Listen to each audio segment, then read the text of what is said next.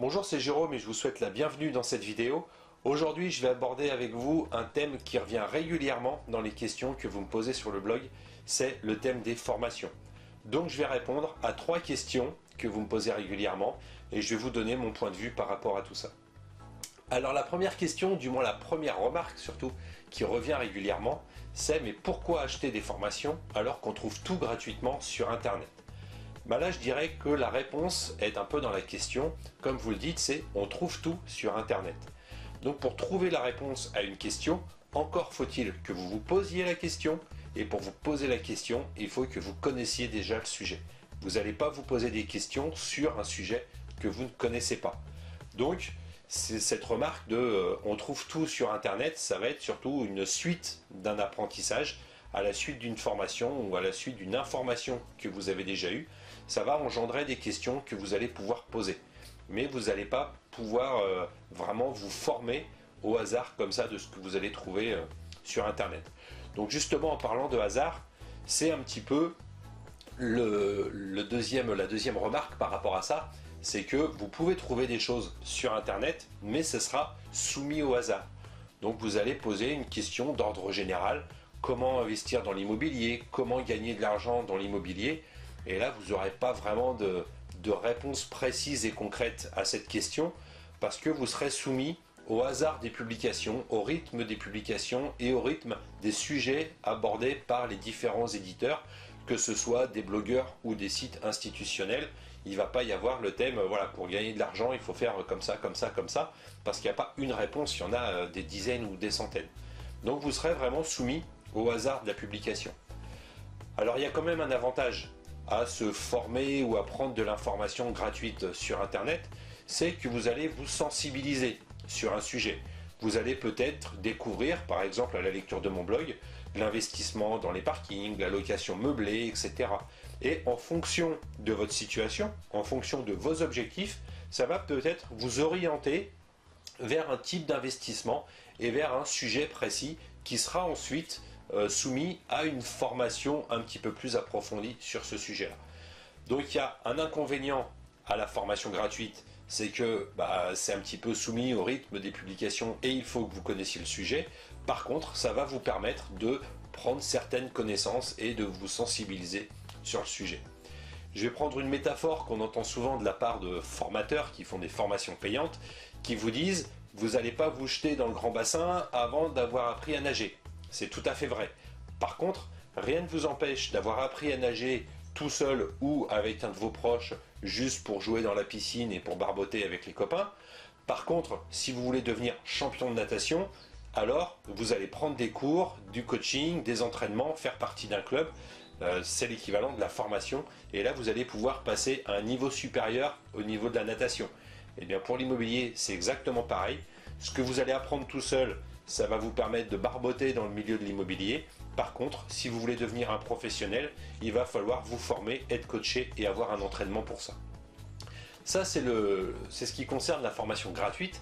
Donc, ce qui amène une deuxième question, c'est « Ok Jérôme, on a commencé à apprendre quelques petites choses gratuitement, mais ensuite, dans les formations, il y en a à 27 €, à 97 €, à 1000 €.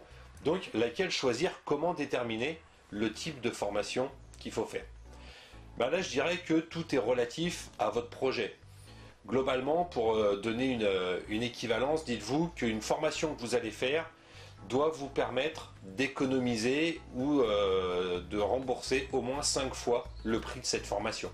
Donc c'est sûr que si vous voulez acheter un parking juste pour vous, pour garer votre voiture, et que ce parking coûte 5000 €, une formation à 1000 € est peut-être disproportionnée. Par contre, si vous voulez acheter 2 ou 3 appartements qui vont vous coûter plusieurs centaines de milliers d'euros, c'est vrai qu'une formation à 1000 € coûtera à peine 1% de cet investissement que vous voulez faire. Donc là, ça peut être intéressant de faire ce type de formation. Donc il faut vraiment mettre en adéquation le type de formation que vous allez faire et l'investissement, ou du moins le projet que vous avez sur l'investissement immobilier. Ensuite, ce qui est important de voir, c'est le contenu des formations. Alors si vous avez une formation où c'est juste un PDF, ni plus ni moins qu'un e-book qui vous est envoyé, c'est sûr que ça va pas avoir autant de valeur qu'une formation où vous avez un groupe Facebook privé pour discuter avec d'autres investisseurs, un séminaire, un espace de commentaires ou de questions où le formateur vous répond. Là, c'est plus du coaching que de la formation. C'est un niveau bien plus élevé. Vous apprendrez beaucoup plus, vous ferez beaucoup plus d'économies, vous ferez beaucoup plus de bonnes affaires. Par contre, c'est vrai que le billet d'entrée n'est pas le même.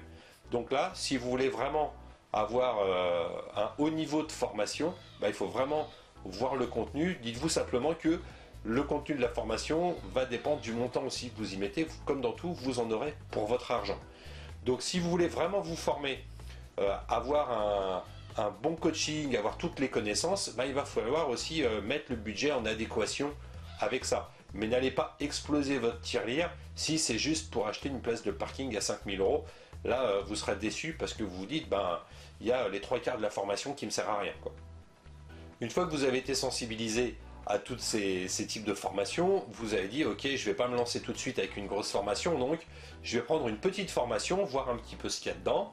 Là, vous constatez que vous avez des manques ou des lacunes au niveau de vos connaissances, et là, vous dites, ok, j'ai acheté telle formation, est-ce qu'il faut que j'achète telle autre formation pour compléter ce que j'ai déjà appris? Là, je dirais qu'au-delà de la formation et du prix que vous allez mettre dedans, c'est surtout ce que vous allez faire de votre formation. Vous pouvez très bien avoir pris une formation à 47 €, l'avoir exploité au maximum, avoir interprété certains éléments qui sont dans cette formation et que ça vous suffise. Par contre, vous pouvez avoir acheté 10 formations à 1000 €. Si vous n'utilisez pas les enseignements qui sont dedans, ça ne vous servira à rien. Là, vous pouvez acheter autant de formations que vous voulez. Si vous ne les mettez pas en application, ça ne vous servira à rien. Alors, souvent, quand vous allez acheter une deuxième formation, c'est que ça doit répondre à un manque. Vous faites une première formation, vous allez avoir peut-être des généralités sur certains sujets, et ensuite, vous allez compléter avec une formation sur un thème vraiment précis et spécifique. Mais je dirais que je ne vois pas l'intérêt de dire je vais prendre une grosse formation générale sur l'immobilier au sens large et ensuite en prendre une deuxième exactement sur le même sujet. Par contre, si vous faites une grosse formation sur l'immobilier et que derrière vous voulez vous spécialiser dans les parkings, rien ne vous empêche de prendre une petite formation derrière spécialisée avec toutes les stratégies et tout ce qu'il y a à connaître précisément sur les parkings. Alors je dis les parkings, ça peut être la location saisonnière, ça peut être la transformation d'appartements, voilà, ça peut être des tas de sujets comme ça liés à l'immobilier. L'autre point qui est important aussi par rapport à ces formations, c'est que il n'y a pas que l'enseignement de la formation elle-même. Moi-même, il m'est arrivé d'être inscrit à plusieurs formations, toutes sur le même sujet, mais la forme de la formation et le contenu de la formation est différent. Vous allez avoir des formations très complètes, mais sur lesquelles il n'y a pas de séminaire, par exemple. Et vous allez ensuite avoir une formation dans laquelle il y a un séminaire, et là, la seule chose qui vous intéresse dedans, c'est le séminaire. Alors, l'intérêt des séminaires, des rencontres, on peut appeler ça un petit peu comme vous voulez, c'est qu'au-delà de la formation, il y a aussi ce que vous allez pouvoir tirer de ces formations, tirer des rencontres que vous allez faire. Et ça, je dirais que c'est des choses qui n'ont pas de prix, parce que c'est vraiment ce que vous en faites. Il m'est arrivé de voir des gens arriver à un séminaire, les gens rentrent, ils s'assoient, il y a le séminaire, ils écoutent un petit peu tout ce qui se dit, et puis dès que c'est terminé, et hop, ils plient leur cahier, et puis ils s'en vont, et puis on n'entend plus jamais parler d'eux. Là, je dirais que ces gens-là, ils vont pas tirer grand-chose du séminaire.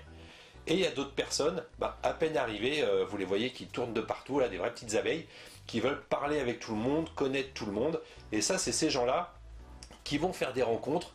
Moi, il m'est arrivé de rencontrer comme ça lors de séminaires des conseillers en gestion de patrimoine, des notaires, des banquiers, des décorateurs, des architectes, des entrepreneurs. Et comme ça permet aussi de se constituer un réseau. Et c'est pas seulement le contenu de la formation qui va avoir une valeur, mais c'est surtout ce que vous en faites et ce que va pouvoir vous apporter la formation et les à côté. Donc ça, c'est une chose aussi qui est importante. N'hésitez pas aussi des fois à mettre un petit peu de budget pour faire des rencontres. Imaginez que vous rencontriez un architecte qui est à côté de chez vous et qui vous propose gratuitement de vous faire les plans et de voir avec vous l'aménagement de votre appartement. Tout de suite, vous allez avoir gratuitement un service qui aura pu vous coûter 1000 ou 2000 €. Donc ça, c'est quelque chose qui ne fait pas partie de la formation, mais c'est une valeur quand même que vous n'auriez pas eu sans avoir investi là-dedans. Alors maintenant, je vous laisse laisser vos commentaires là juste en dessous. Qu'est-ce que vous pensez des coûts des formations? Quelles formations vous avez suivies? Qu'est-ce que vous en avez retiré? Je compte sur vous, laissez vos commentaires là juste en dessous. Allez, je vous dis à très bientôt.